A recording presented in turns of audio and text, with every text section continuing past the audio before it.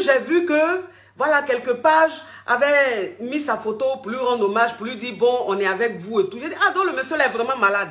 Vous comprenez un peu. Donc, ça dit que dans la maladie, bon, je me suis dit, bon, peut-être que c'est une fatigue. Le monsieur, il est fatigué, il travaille beaucoup, il est fatigué et tout. Il va se reposer, ça va passer. Et de plus en plus, on attend un peu des nouvelles bizarres. De plus en plus, on attend un peu les nouvelles bizarres. On se dit, bon, c'est des rumeurs, vous comprenez. Ça ne peut être que des rumeurs, donc on ne va pas en tenir compte. Et puis, petit à petit, comme ça commence à devenir noir, ça commence à devenir sombre.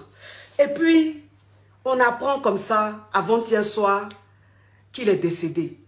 C'est-à-dire que je n'arrive pas à croire. C'est-à-dire que jusqu'à présent, là, je ne crois pas.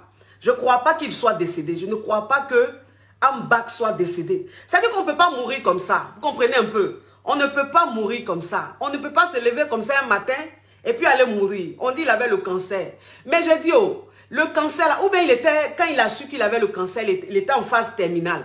C'est ça, parce que moi, je sais que le cancer qui est là, quand tu as le cancer, après, bon, tu as suivi, tu fais des chimios ou bien je ne sais pas. En tout cas, tu as suivi. Enfin, c'est ce que moi, je me dis, vous comprenez un peu. Donc, on ne peut pas dire que quelqu'un est fatigué, il vient en France, et puis en même pas une semaine, il meurt. On dit qu'il a le cancer. Mais le cancer là a commencé à quel moment? Parce que moi, j'ai vu le monsieur là à la télé, il n'y a pas un mois. Il n'y a même pas un mois que j'ai vu le monsieur là.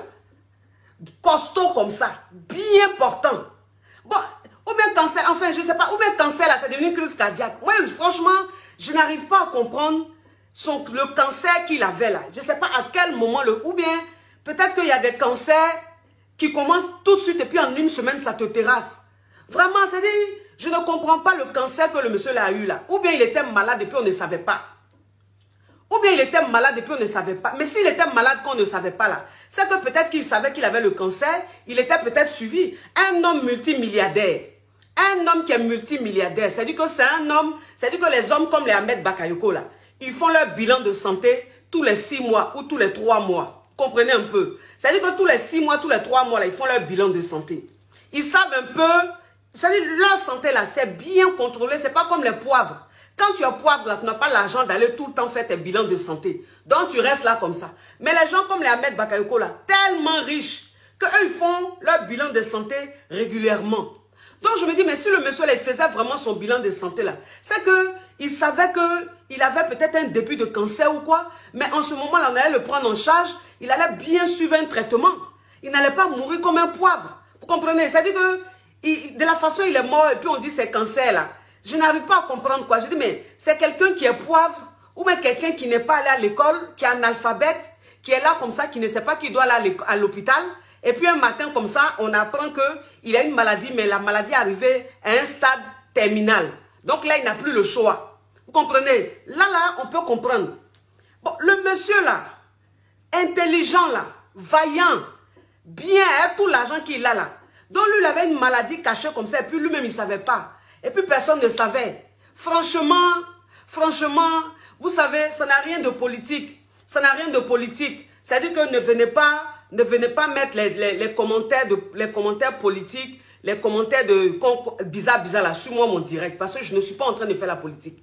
Je suis en train de parler d'un homme, un fils du pays, un digne fils du pays, qui est mort brusquement, soudainement, et c'est quelqu'un qu'on a aimé, c'est quelqu'un qu'on aime. Et donc c'est normal qu'on s'inquiète, qu'on se pose des questions. Les questions qu'on se pose, ça ne veut pas dire qu'on est en train d'accuser X ou Y, non. On se pose des questions parce que c'est quelqu'un qui nous tenait à cœur.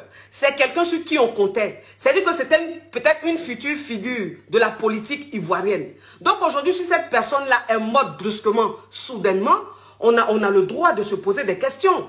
Les questions qu'on se pose, ça ne veut pas dire qu'on a tranché ou quoi que ce soit. Voilà, moi c'est ce que je dis. Donc c'est pas la peine de venir faire des clashs politiques sur mon direct. Pas de clash politique. Là, on n'a qu'à raisonner comme des personnes intellectuelles, comme des personnes intelligentes, des personnes raisonnables. Voilà. Parce qu'on peut pas, quelqu'un ne peut pas venir en une semaine comme ça, il est couché, et puis on apprend. Parce que, vous savez, moi, il y a quelque chose que je ne comprends pas quand même. Parce que Ahmed Bakayoko, ce n'était pas n'importe qui. Vous comprenez? Ce n'était pas n'importe qui. Ce monsieur-là, c'est-à-dire, moi, vous savez, c'est quelqu'un que j'ai commencé à kiffer. C'est-à-dire que c'est quelqu'un que j'appréciais, que j'admirais avant. Mais depuis le décès d'Arafat là, le monsieur là, c'est-à-dire que mon amour pour lui, enfin l'amour, pas l'amour, genre amour, goéga, hein. C'est-à-dire que mon amour pour lui est monté comme ça. C'est quelqu'un depuis la mort d'Arafat là. De toute façon, il a pris le décès de l'enfant là. Il a pris le funérail de l'enfant là, et puis il a chargé dignement là. Il a rendu l'enfant là légende, digne là. Depuis ce jour là, c'est un homme que j'aime mais un point.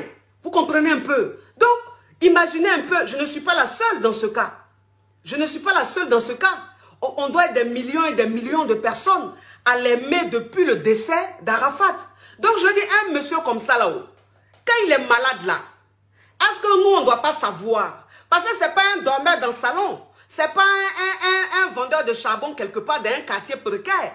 C'est quand même le premier ministre. Et puis, c'est quand même quelqu'un c'est-à-dire qui est aimé par tous. Donc, un homme comme ça, là, quand il y a quelque chose qui lui arrive, ou bien quand il a quelque chose là, on doit informer la population, on doit, c'est-à-dire, on doit nous dire des choses. On ne doit pas rester comme ça, dans un flou. On ne doit pas rester dans un flou. C'est pas normal. C'est pas normal. Parce que...